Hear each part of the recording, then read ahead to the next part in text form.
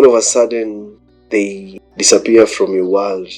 They disappear never to come back. They disappear never to be with you. So what happens? What happens? These are things we don't anticipate. Most often, losses are things we do not anticipate. How do you go about it? This is a heavy topic. I trust all of us are doing well. I am doing well, and I'm excited for another yet episode of Mental Wealth Podcast. And today we are here to discuss matters relating to loss and grief. That quite often in our lives, we always find ourselves at a position where we are losing something, we are losing someone, or a close touch with something that we had developed close attraction, love towards for the longest time. And losses comes in very ways. And today we are going to use Kubler Ross' way of dealing with loss, dealing with grief, and you can also term it as a heartbreak for this matter. And maybe to expound more about what is a loss or what is a grief. Loss can be you fell out of love with somebody. It was your boyfriend, it was your girlfriend, and you guys were so much in love. It was a lovey-dovey, all the time we could see you guys holding hands, spending time together. This is somebody probably you were cohabiting with. This is somebody who was your prayer partner. This is somebody you've even shared stories with your friends, with your family. They're even aware that you guys are about to get married, These are things that normally happen in many ways in our country and in every places that we live, And for some reasons, things didn't turn out as expected. Unajua, umepigwa character development. Msee amekuacha, unajua, mtu amekuacha tu kwa barabara and then they disappeared.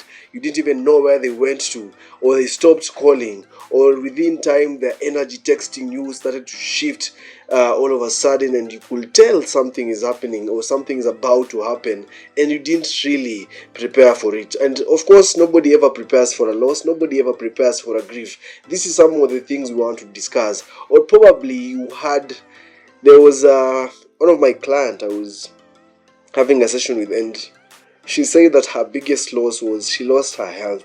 She yearns for days where she could eat chocolates, she could eat fast foods and junk foods. However, because of her current state, she is operating on a very strict medical prescription of what she can take, how far she can spend time outside.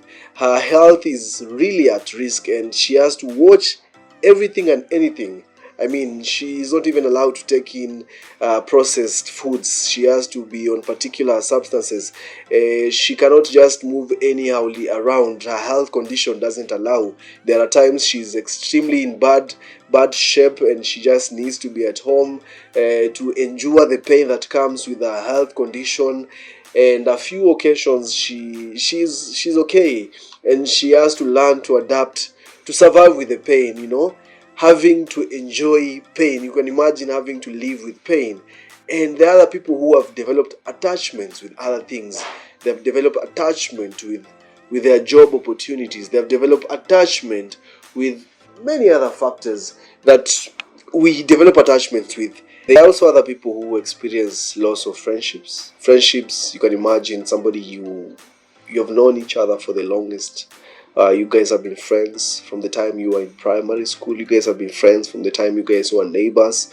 You used to come, hang around. They could support you. They understand you better than any other people. They can tell when you are sad. They can tell when you are happy. They don't need to be reminded of helping you when you need their help, or you need an extra hand, for example. But due to certain circumstances, or due to differences in ideologies, sometimes our differences can become too different to allow us to be friends, to allow us to be colleagues. For example, when our religious beliefs are too wide, people decide to do things in a separate way. Those kind of friendships that we built in high school, whenever we could close school, we were yearning to have conversations. We could discuss about this kind of a teacher in our school. Those are the kind of conversations maybe which built this friendship. But however, after you guys have completed your learning education and have gone separate ways in terms of dreams and goals, you no longer feel that attachment, or one of you feels like it is time to part ways. Sometimes it is the environment. You guys were best of friends. However, this is a man or this is a woman who went to a different environment. In that environment, they subscribe to different beliefs, ideologies, and they, for some reasons, fell in love with that. For example, someone went to, let me say, a bougie environment, bougie where things are done differently, they view things differently, their minds are set differently. For some reason, when you're ghetto boy or ghetto girl, you always see things from a point of, you need to limit how you use things, you need to limit how you spend money, you need to see things from a point of anything worse can happen. And all of a sudden, this friend of yours feels like, I cannot be hanging around with misery, for lack of a better word, because they say misery attracts misery. And for your knowledge, or to our audience's knowledge, be always careful with people you hang around with.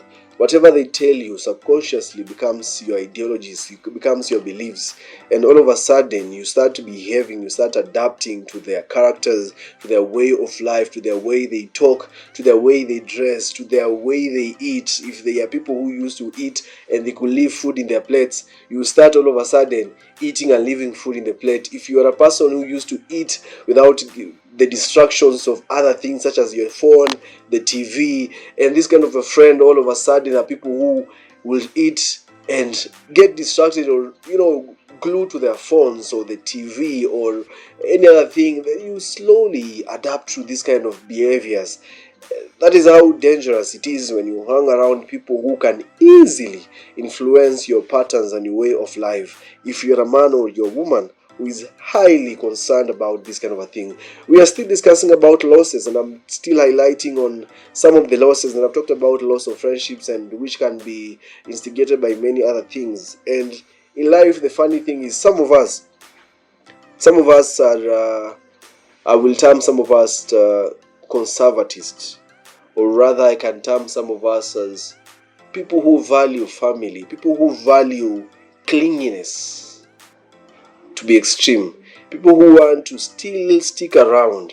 And these kind of people, most often when they have desire to stick around, find it so difficult to allow people to live. And lastly, the most common loss is when we completely disconnect in spirit and in body form from people we have loved, and this is caused by a natural death. You can imagine somebody was your brother. You have lived to know them from the time you were born. You found them here on earth. This is somebody who is your parent. They're the ones who have always reminded you of how beautiful you look. They've always been there to cheer you up in your worst days. They've always come to school to tell you, I'm proud of you. I know you didn't do so much well this academic year, but I love you. These are parents who used to beat you. When you were a child, you used to hate them. You've grown up to be a very responsible woman, a very responsible man, and you love them, and you use those examples of how they used to work on you as testaments of how it is important to spare the rod. Many other people we lose that we have developed touch with. I've experienced a moment where somebody who was an icon, a superstar, you admired their musical career, you admired their football career, you admired their fashion taste, you can name it. And then, they left the physical realm and, went to join our ancestors in the spiritual world, as some of us call it. These are all losses, and there are so many other losses. Some people are so attached to their pets. I have a friend, she's called Dee. She loves her cat. I can't really remember the name of her cat, and so many other things. And all of a sudden, they disappear from your world. They disappear never to come back. They disappear never to be with you. So what happens? These are things we don't anticipate. Most often, losses are things we do not anticipate. How do you go about it? This is a heavy heavy topic. Some of us understand discussing about other losses, and the most recent loss related to politics. We have seen a number of our friends, our relatives, our political kingpins losing positions, and it has really left people devastated. Some were even saying, I didn't know I'd kept this election in my heart, but for some reason I feel pain. I don't think I'll ever vote. I don't think I'll ever vie for a position. In fact, there was one member of county assembly aspirant in Mbewu, I think in Meru County, who lost. He was telling voters, you people are liars. You lied to me. I used all my investment for this election. I campaigned from whichever corner. I came to your Rambes to support the education of your children. I mean, I have bought a number of items, tanks, to see this community becoming better. You guys assured me of this position. But how comes you did this to me? Some have sworn before their Lord they will never fall in love again. Some have sworn they will never trust friends. How could you betray me to this level? How could you go ahead behind my back and do what you did? Honestly, these are losses we are here to discuss about. What happens? What happens really when you don't anticipate for something painful, distracting your normal patterns, normal way of life? Ladies and gentlemen, allow me to use Kubler Ross model on what a grief is. And according to terms, this refers to the process of experiencing the psychological, social, and even physical reactions to one's perception of loss. And losses, according to Kubler Ross, can be dealt in pretty 5 stages. There are those who have come up with many other stages on how one can overcome loss, or the stages that somebody is found to go through when they're going through loss. But the most used model when it comes to dealing with loss is the one that was brought forth by one Kubler Ross. These are things that we do not take for granted. And according to Kubler Ross model, the first thing you experience when you lose somebody, when you lose a political position, when you lose your best friend, when your friendship dies, first stage of loss, what you first experience when you go through a loss. And these stages, let me remind our listeners, is they don't follow any particular order. You can start with the one I'm going to talk about right now, or you can start with the last I'm going to mention. But quite often, people normally follow this pattern as I'm going to mention them. And the first stage is denial and isolation. When you talk about denial, you don't agree. You keep on saying, no, it can't happen. I cannot have been the one who has lost my boyfriend. I cannot be the one who has lost this political position. It is not possible. They rigged me out. It cannot be possible. This boyfriend of mine is trying to play with my mind. He still loves me. How comes this girlfriend is not going forever? How comes she has left her clothes in my house? How comes she still views my status?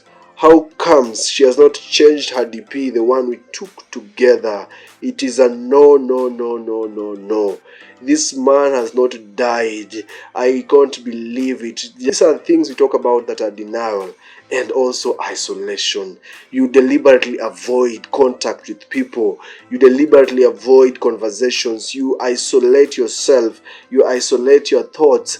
You isolate your body from others, and you find yourself lonely, or let me say alone most of the time, both lonely and alone.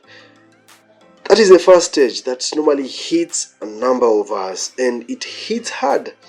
It can take the longest period. It can take weeks, months, ages, for some of us to really come to terms with this factor when it comes to denial. You refuse and refuse and refuse and refuse. And even weak, getting weaker and weaker. Another stage, which is stage 2 of loss. This stage is normally characterized with, why me? Why me? God, why me? God, why me? Always losing friends. God, why is it that I'm only me who is always attracting people who come and go? God, why? Why is it always me that always has to face hostility? Why? You get angry. You become angry with things, with people. You become angry to God. You start crying all over. Sudden you cry left, right, and center. You're unable to control this emotion. The anger is out of proportion. Becomes, you respond to people with so much anger, with so much bitterness. You see them as the ones who probably have caused it to happen, or sometimes you feel like, why can't they understand I'm in a painful world? Must I tell them that my boyfriend left me because of another woman who doesn't even look good? Look at her legs. You become angry with all these kind of things and people. Then the other stage, we call this the bargain stage. And the best example to discuss about bargain stage is relationship when it comes to an end. And most of us have gone through, at least some of us who have been in relationships. Bargain stage is now trying to extend the relationship. Bargain stage, this is a stage where you are trying to reach out. You are calling mediators, your friends, the friends who know your boyfriend, the friends who know your girlfriend or your ex, who you are not accepting is your ex. You want to call them and ask them, can you bring us together? You're trying to send them 1,000 paragraphs of how much you love them, of how much you have changed, of how much you're going to make them feel better, of how much the world is going to be better with them, that you have seen the glory of Lord, that you have seen light, that you have started to dress in a certain way, that if you are a woman, you're going to be cooking for him because did not even believe in such ideologies, that you are going to be, attending to her needs as expected as a man, that you are clingy before, you are stingy before, and you're going to pay attention close to her needs. At bargain stage, you start believing they can still come. This bargain stage is, believing these people are just punishing you for some days. This stage is where you are now like, I know last time you told me it is over. You went for 1 week and you came back. So you're going to come back to this relationship. You bargained. This is that stage, my brother. This stage can teach you, can character develop you thoroughly. These ones can, and these stages don't have specific time to take place. There are people who in a bargain stage or a denial stage, at anger stage, can take lesser days, lesser weeks than others, or lesser months. Some can take ages, And at bargain stage, for you, when somebody has died, you try to feel like, no, these people have not died. God, please give them another chance. God, to see them. Oh God, it is my mistake that I did. If I had been there with them that last moment, they couldn't be in this state. You start blaming yourself. This person had just called me and asked me to spend this night with them. I didn't go. And you bargain. You are starting saying, oh, they will come. Oh, I need another chance. Oh, I need chance to correct myself, correct my behaviors and my patterns and my bad nature. This is a bargain stage, and it can take a big mental toll on you. Then we have depression. When I normally say depression on this stage, now you have bargained and you have realized things are not coming back. Let me tell you, when you have lost your loved one, this is to death. Bargain stage gets to climax when you are laying the body down, when now the body in a casket is being laid to the ground 6 feet, and they're starting to pour soil on that casket. That is a moment, that's a moment you realize it is over. That is a moment you know my bargaining has come to an end. This is a stage you feel like you have completely been crushed. And quite often, for those who are deeply connected with the person being laid to rest, they are normally removed from that site. That is when the bargain level comes to a sudden end. When it is in a relationship, when you start seeing them posting their new base or their new bias for some of you, that is when you realize, by the way, game over. That is when your bargain stage starts to disappear. When you start seeing them making plans to wed. I have had pretty much conversations with some of my friends, some of my colleagues, and some of the people who have come to seek my support or seek support on their psychosocial needs, talking about just before we go to depression stage is they were bargaining for the longest. There are friends who they even started buying this person who is their ex, and they have completely communicated to them they don't want them. But at the bargain stage, they have bought them things. They continue to visit them. They continue to check up on them. Hey, have you eaten? Have you done this? And some of these exes of yours are terrible. For example, sorry about that. If it is a man, they will allow you to come to their house. They will allow you to cook for them. They will allow you to buy groceries for them. They will allow you to buy expensive things for them. And because you are at the bargain stage and you want to appear like, oh, today you have changed, you have become submissive, you want to make things happen, you do all these things. Now, the climax of the bargain as you go to depression is when a friend of yours who happened to know this ex of yours shares with you a poster that ex of yours is going to wed in a month's time. That is when you get to depressions. That is when you are welcomed. Officially, Karibu depression stage. You are officially welcomed to depression stage, where there is no turning back. A stage where you start seeing on their profile, or their status, they are having a wedding committee and they're planning to do their wedding. You are starting to see people going on vacation. If it is at boyfriend girlfriend level, you see them going to Naivasha, you see them going to Nakuru, you see this girl who newly acquired lady being taken to whichever place to enjoy. And at this level, as you start questioning what you don't have on your body, or the kind of shape you have compared to the new lady, or the kind of money you have compared to this new man, or the kind of handsomeness you have compared to this newly acquired boyfriend, you now hit a level we call depression. Depression, for lack of a better term, for me, what is depression? I normally define it in the simplest term ever. Depression is mother stress. When you are stressed, normally we say stress can take a toll on you on up to 2 weeks. When you are stressed, you don't do what you are used to do in a normal behavior. You are sleeping too much, or you are struggling to sleep. You have developed insomnia. All of a sudden, you have lost concentration. You have lost interest in the things that you love. For some of us who are neat in our houses, you all of a sudden become untidy.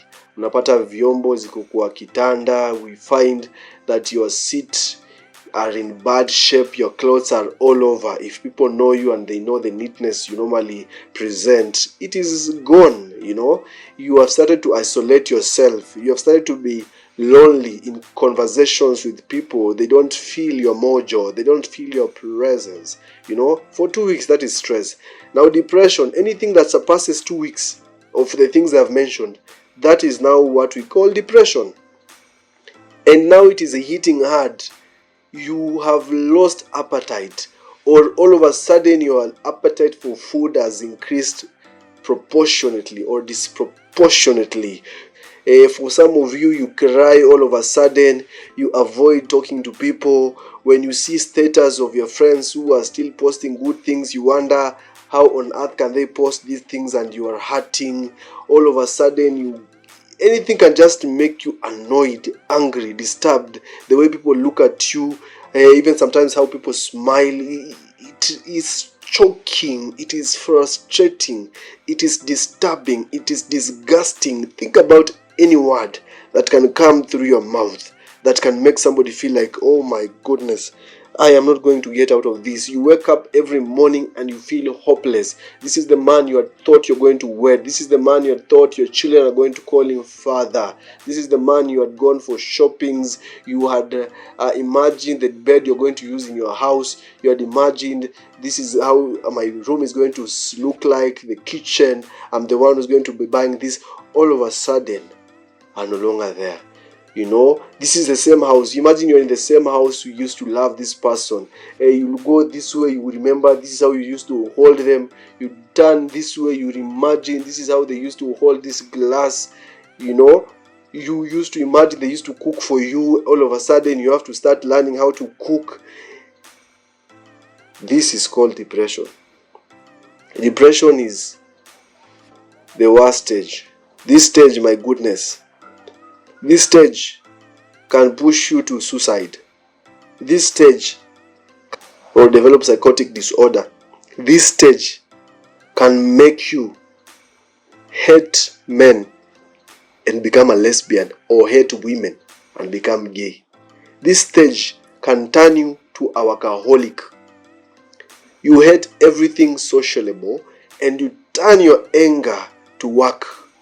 You can be doing your work perfectly well. You can even be spending nights working from that time until the Lord calls you. This stage can turn somebody into a sociopath. This stage, in other terms, can literally ruin you.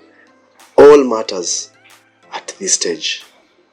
This stage, you can start healing and find out where the rain started beating you. This is called depression stage. My worthy friends, when you get the grace or the opportunity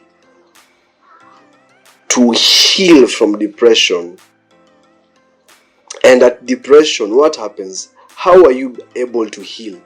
We talk about friendships. Do you have friends who are going to support you?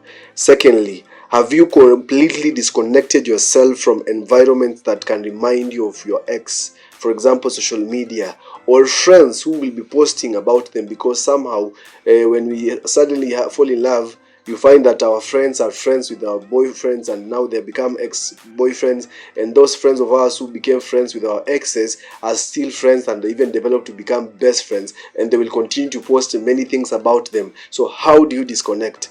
Disconnect by not seeing their status. These friends of yours who became best of friends for some time, and even leave social media if you can for some time. Avoid spaces, environments that could expose you to be triggered to think about these people.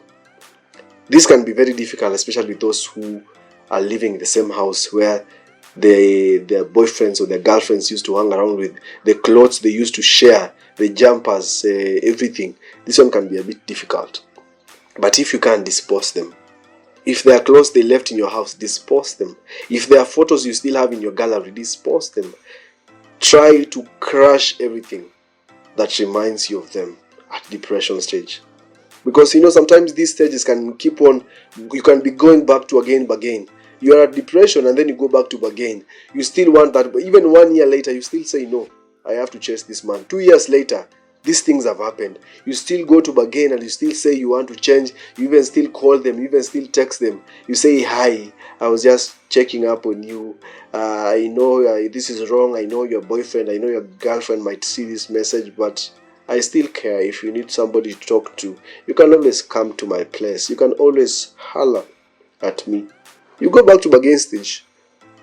And then when they tell you no thanks, I'm happy with Belinda, I'm happy with Diana, I'm happy with Marion, you become angry. You become angry. You go to again anger stage.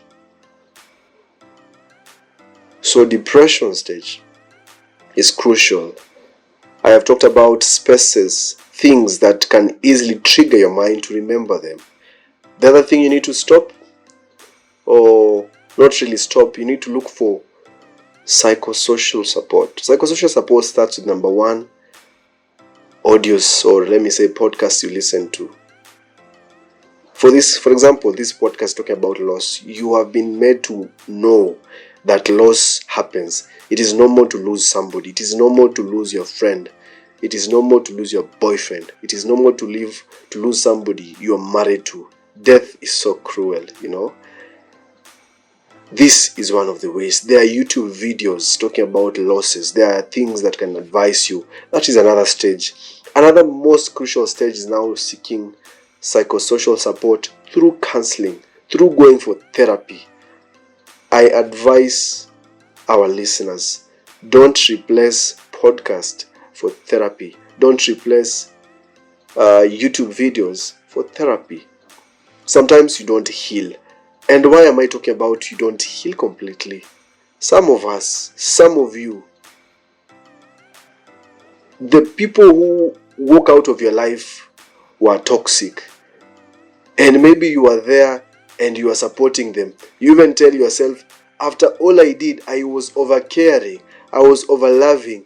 I knew you came from a home where things were difficult, but I was there like a counselor. When you are at depression and you seek therapy sessions, you are able to revisit your patterns that you adapted, that were bad patterns that kept you attracting people who always leave you. Or in these therapy sessions, you will even discover, how comes my first boyfriend, my second boyfriend, my third boyfriend was toxic? He was abusing me and I was still there. All these boyfriends are always getting money from me. I was the one who was paying their rent. I was the one who was buying things. They were never buying things. Or I was the one spending more than what they were offering in that relationship. When you go for counseling, for therapy, these are questions that are able to be resolved. They are able to help you manage this stress. As we always say with my co-host Lillian, in counseling, we don't give you solution. In counseling, we help you find solutions within yourself. And at depression, this level needs your commitment, needs your loyalty to agree to walk step by step in finding peace. And counseling is not easy if you don't commit yourself to stop previous patterns that expose you to hurtful experiences. When you successfully leave depression stage, this is after counseling, this is after therapy, this is after disconnecting yourself from people. The mistake most of you make before you even go to the next stage is, at depression stage, this is where you try and look for another person to heal from your previous relationship. This is what happens. You are hurt by your boyfriend and you are very angry. You are at depression stage, you are crashing. You go and look for another man. You sleep with that man. For some reason, you get pregnant. Whichever decision you decide to do after that, you are left crushed completely. Or because of anger, or because you feel like at this stage you want to punish your boyfriend, you want to punish your girlfriend, you end up getting married, or you end up burning everything in your house, or you end up selling everything, or you end up doing all sort of negative things. This is a depression. I've seen many men who, when they want to heal, they look for ladies, they sleep with them in an attempt to forget their previous girlfriends. And maybe this lady you are sleeping with, has always loved you. They've always waited for this moment to sleep with you so that they can become pregnant. And they will tell you they're not going to do anything stupid. You're going to think of telling them to terminate. They're going to keep that baby. And all of a sudden you become a father. Because you are at depression. And depression told you, your mind told you need to punish these people. Or some friends of yours who lied to you that the only way to get over somebody, it is to get under somebody. That is what I hear a lot of men say. When you want to get over somebody, your ex, get under somebody or get inside somebody. That is a misleading ideology. Let me tell you. Seek counseling support. Some of us say counseling is expensive. Reach out. We always share our contacts whenever we air all of our podcasts. Lillian, my colleague, has studied counseling psychology. I have studied and I am still deep into studying psychology and how I can support people around my spaces. Seek out help. Don't just say it is expensive or I don't have time, I will be fine. I talked to this friend of mine and they made me feel better. Which friend of yours? Are they counselors? In fact, if I am your friend, I cannot be a counselor to you. It is against the ethical principles of counseling. Your friend, your teacher, your mother, any person you have mutual relationship with cannot provide psychosocial support to enable you come out of it because they have an interest. They can tell you things that can make you feel better. But me as a counselor, and I don't know you, I will provide the necessary support to enable you come out of your stage. Lastly, the last stage of loss is called acceptance. Acceptance, just as the word goes, acceptance is simply to agree that indeed I have lost my boyfriend. Indeed, Diana will never be part of my life again. She's gone. Indeed, Kevo, Brayo will never be part of my life. Indeed, I loved Dad. I still will love Dad. But he has rested. I indeed loved this woman who was to become my wife. But he has been laid to rest. It is time for me to move on. It is time for me to accept. Things have to move on. Acceptance stage is a stage where you now become able to continue with your normal activities. Acceptance doesn't mean you forget them completely. Acceptance doesn't mean you'll forget somebody who was your parent and they died. Acceptance simply means you have accepted. I tried to win this election, but I accept my challenger had a better plan. I know I wanted to marry this woman, but I accept fate had prior plans. I know I wanted our friendship to last, but I don't have power to control what others want for themselves. I only have power to control what I want for myself, and therefore I must capitalize my power to forge ahead, to think ahead, and to try again that things might be better. And if they're not better, I will tell myself I did my best for things to work out. Ladies and gentlemen, you're a man or you're a woman listening to this podcast. For you to successfully go through all these stages, I always advise my clients, my friends, and anyone who seeks my support or my guidance is don't jump to another relationship while you're going through loss. Move to another relationship. Build another friendship. Try compete in another election when you have completely healed from your past loss. Some of you have even made the mistake of accepting men who are still in painful experiences of their past boyfriend or girlfriend, Some of you women, some of you men have accepted to start relationship with people who have not healed. People who still tell you about their ex and how they still feel hurt. You are hurting yourself. Dear man, dear woman, don't make a relationship with a man or a woman who has not healed from their previous relationship. What happens is you will be used as a tool of them healing. And once they're done healing, they will dump you and look for another woman of their choice who probably looks like their ex-girlfriend and not you. Therefore, learn to set your priorities right. Thank you so much for listening to this podcast. I hope it has been of help. May you learn to heal. Healing is a process. Losses happen in one way or the other. We lose every day, someday, sometimes, and therefore we all desire to get better. The only way to get better is to commit yourself to get better. I have been your host, Derek Were. Until next time, goodbye.